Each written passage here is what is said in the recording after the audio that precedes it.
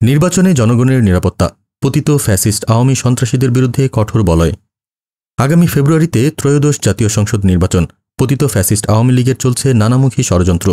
কিন্তু এইবার সরকার ও নির্বাচন কমিশন কিছুটা হলেও একগুচ্ছ পরিকল্পনা নিয়েছে। ৮০,০০০ সেনা সদস্য, পুলিশ, র্যাব, বিজিবি ও আনসার সবাই মাঠে থাকবে, যেন কেউ নিরীহ ভোটারদের ভয় দেখাতে না পারে, ভোটকেন্দ্রে কোনো অপ্রীতিকর ঘটনা না ঘটে। প্রতিটি ভোটকেন্দ্রে থাকবে অস্ত্রধারী আনসার সদস্য। প্রায় ৯ লাখ ভোটকর্মী আগেভাগেই প্রশিক্ষণ নিয়েছে। তারা দায়িত্বে থাকবে ভোটগ্রহণ সুষ্ঠু ও স্বচ্ছ করার জন্য।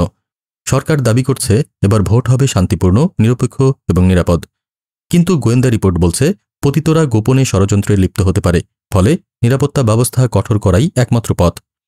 এই নির্বাচন কেবল রাজনৈতিক প্রতিযোগিতা নয়, এক বিরল মহাযজ্ঞ, যেখানে সারা দেশময়ে জড়িয়ে থাকবে প্রায় ১ মিলিয়ন মানুষ, আর থাকবে দেশের সবথেকে দক্ষ নিরাপত্তা বাহিনী। গন্তব্য একটাই, একটি অবাধ, সুষ্ঠু এবং গ্রহণযোগ্য নির্বাচন।